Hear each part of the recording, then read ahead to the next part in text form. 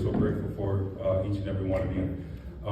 There's a word from the Lord out of John chapter 19, verse 30, where Jesus says 3 words from the cross: it is finished. It is finished. In a couple months, there will be graduations from every level of education, from preschool and kindergarten all the way up to PhD. And during those graduation ceremonies, there will be what is known as the commencement speech, where they will be celebrating the conclusion of one phase, and as they begin their next phase. It's called a commencement speech. And it's interesting that they name it the commencement speech, considering that the word commencement literally means the new beginning or a new start. So graduation, in one sense, is a conclusion, but it's also a commencement. It is when one chapter closes while another chapter begins. And while Jesus was left hanging on the cross, he gives his own commencement speech, where Jesus says, "It is finished." And I love the fact that Jesus says, "It is finished," and not "I am finished." Because even though it is finished, God is still working. And I just want to pause right here on this Good Friday to let somebody know who may be experiencing some type of conclusion in your life, that even though it is finished, you can still keep moving. That even though it is finished, God ain't done with you yet. That even though it is finished, God still has the power to take you on a whole nother level. I know the marriage might have been finished. I know the church might have been finished with you. I know the job may have been finished with you. But the God we serve is still moving, even though it is finished. And tonight, we celebrate what we call Good Friday, although it was a bad Friday for Jesus. Because by the end of his ministry, Jesus is left hanging on the cross like a criminal. And he is left hanging on a Roman cross. And of course, during that day and age, crucifixion was something like the death penalty for the Romans, that they only reserved the crucifixion for what one scholar suggests for 3 types of crimes: those who were thieves, those who were traitors, or those who were considered to be a rebel to the Roman government. Jesus was no thief because he ain't never sinned. Jesus wasn't a traitor because he was no Roman to trade against the Roman Empire. Perhaps, Dr. Posley, they might have considered Jesus to be a rebel to the Roman system. I mean, why wouldn't they? I mean, he was feeding the hungry. He was giving free health care to the sick. He was giving sight to the blind. He was preaching good news to the poor and setting the captives free. He was turning the system on its ear. And every time Jesus was moving about in his ministry, he was always rebelling against the tradition of the religious institution, and he was rebelling against the government system of his day.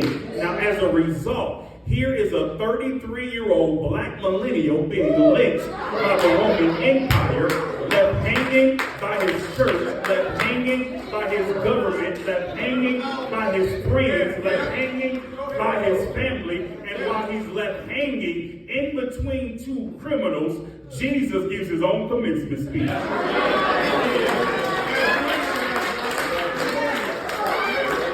It is finished.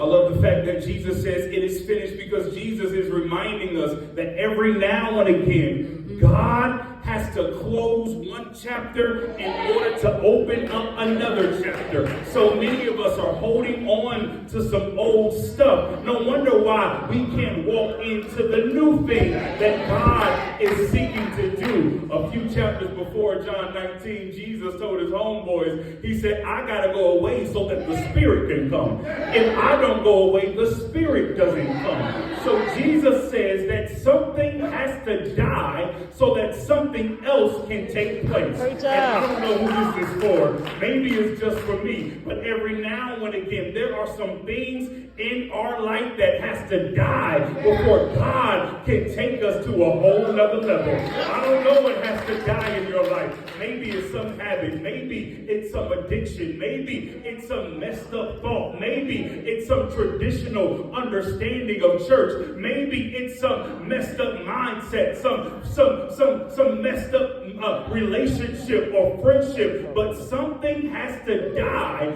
in order for you to take yourself to the next level. It is finished. My God. When I first got my first apartment, and I was such in a hurry to move out of my parents' house.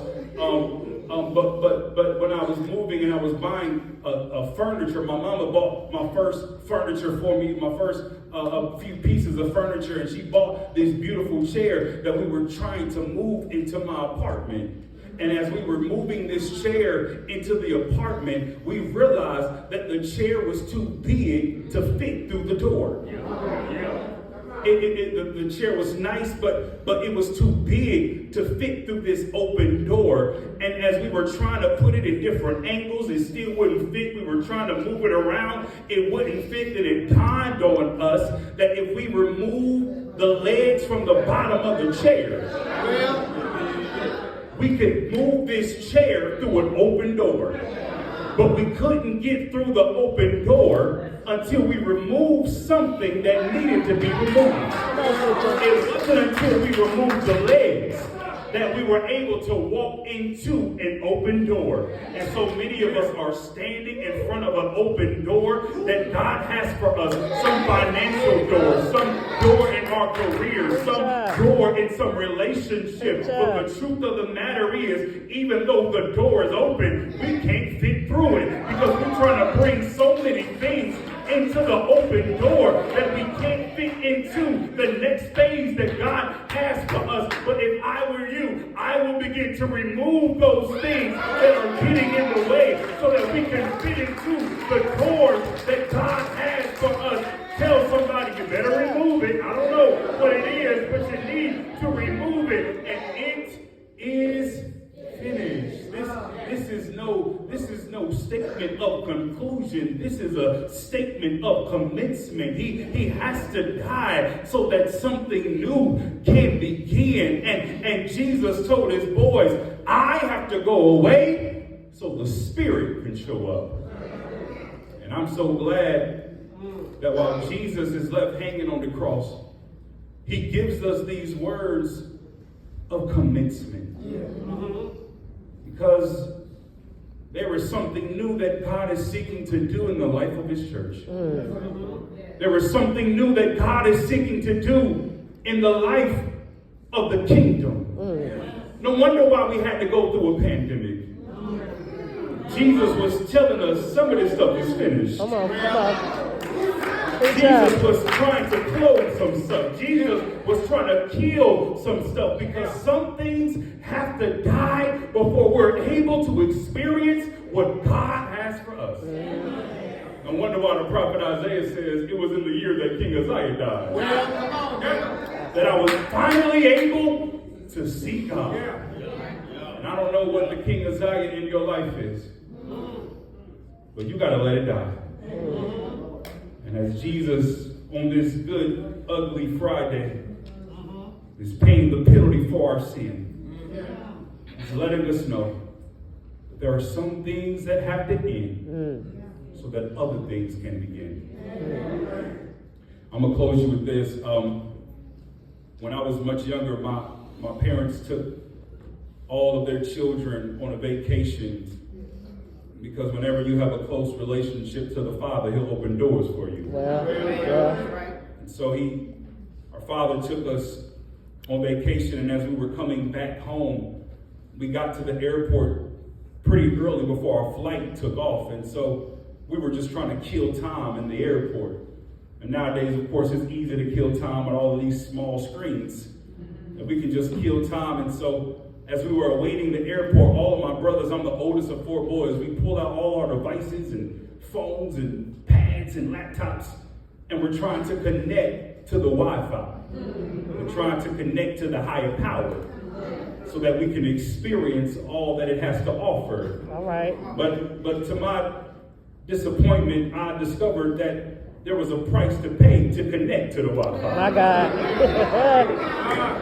And unfortunately, Reverend Butler, I had spent all of my money on vacation, so I didn't have the funds that it took. I fell short of the cost to get connected to the higher power.